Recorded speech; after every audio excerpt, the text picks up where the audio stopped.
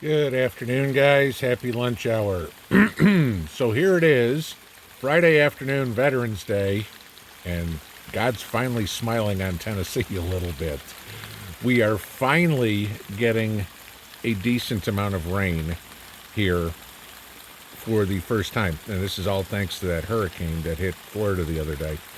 It's finally traveled up here. Now, it's not coming down in buckets or anything like that, but at least we're getting some rain and I can get a little bit of the pond filled. Now, some of you may remember me showing you this before when I put it together, but now I can actually show you in action here. So, like I said, I live on the side of a mountain, and the road goes up about a half a mile, 3/4 of a mile, something like that, and it runs all down the mountain.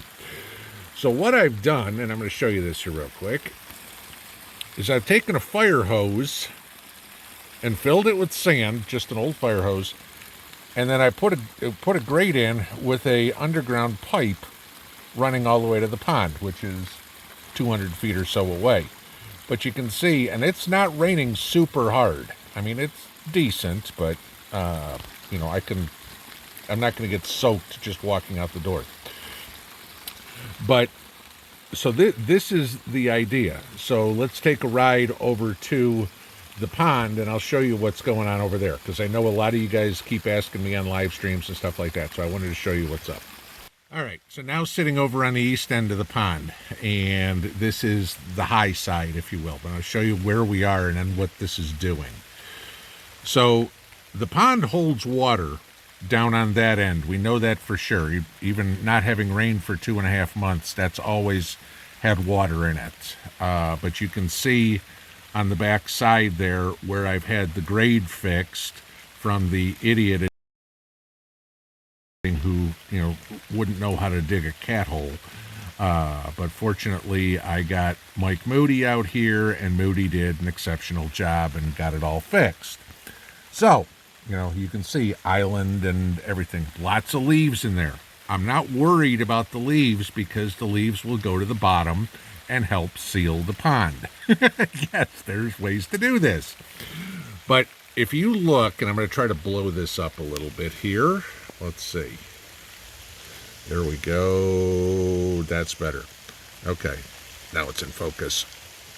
That is the water that is running in off of the street right now. So it's a 4-inch pipe. That's putting a decent amount of water in here.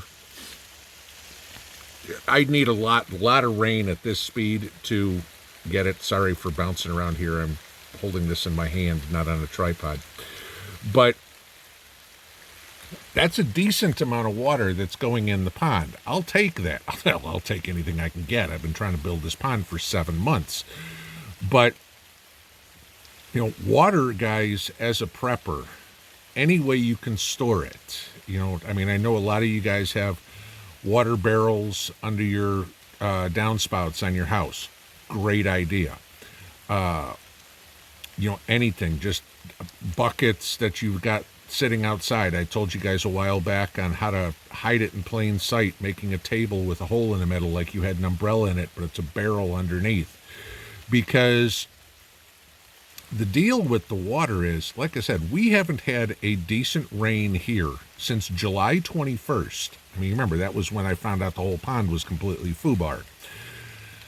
But this is kind of the point of what's going on, saving water, because Mrs. P and I were talking about this last night. And when you get into your gardening, things like that, our gardens did okay last year. We got harvest on everything except for our pole beans. The pole beans just did not do well. We did some runner beans, and they didn't do well. I mean, they beautiful bushes, but very few beans. Everything else did fine, even with the drought we were in here in Tennessee. And the reason is multifold, if you will. First off, you guys know I have put more organic material in my vegetable gardens, in my flower gardens. I mean, between straw and grass clippings and horse manure and cow manure and leaves and anything like that. That's what, wood chips, that's what's retained all the water and let the plants take up that water. Now, around here, it's fall. I mean, you can see all over the place. I mean, I can say, oh, gee, everything looks dead. Well, it's the middle of November. It's going to happen that way. But what do you do if you have no water to water your gardens? What if it doesn't rain for 2.5 months? Okay? I mean, literally, all of us in the Southeast have been dealing with this. This is much, much needed rain that you're not going to find anybody that's going to complain about it's raining today. Okay? We need this rain. But what are you going to do in a situation where water is at a premium? And I'm again, not talking about drinking water or anything like that. I'm talking about water that you're going to need to grow your food. Do you have barrels upon barrels upon barrels of water stored? Do you have access somehow to water? I mean, sure, if you look way out in the distance, okay, there's the lake, all right, and it is probably, I don't know, a quarter of a mile from me. That spot. I mean, I can get to it closer. That's an awful long way to be hauling water in sprinkling cans to keep my food going. That was kind of the reason for building this pond, is I have access to water to filtered, drink, bathe in, do whatever, not in the pond, okay?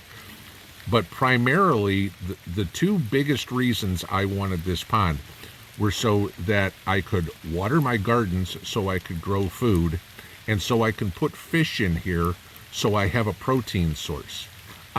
Trust me, I know not everybody has the ability to put a pond in, okay? But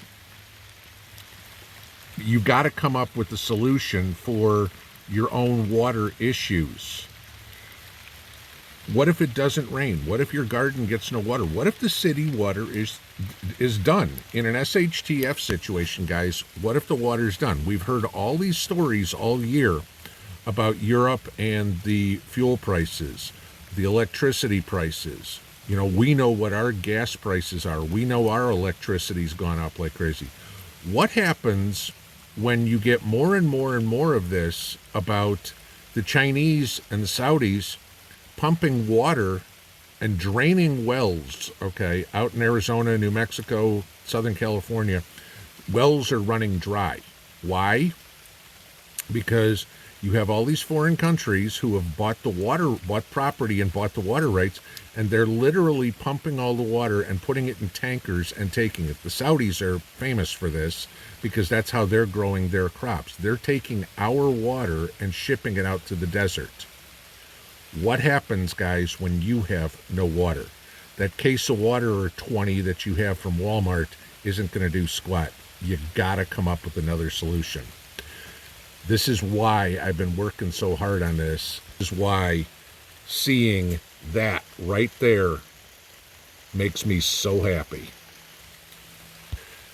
I know, it's a prepping video, not a politics video. What do you know? Fortunately, it's a slow news day, so that's good. And I've been outside dealing with this all day because I got to make sure that no leaves go in the drain and everything like that. But that's kind of where I am. Things are looking optimistic here for me. I will run another coat of sealant over this thing probably tomorrow if we get enough water in the pond to cover the entire bottom, and we'll go from there. Have a great afternoon, guys. If you missed the video this morning, you might want to go watch it all the way to the end. The other thing I'm going to tell you, I read a lot of comments this morning.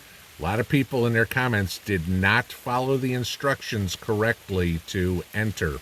So you might want to go back and make sure you did it right. Remember, primary comments only. So don't put it underneath. If you put a second one in there, I don't know which one's going to get pulled. You might want to edit that comment from this morning if you want to enter. Have a good afternoon. Pinball out.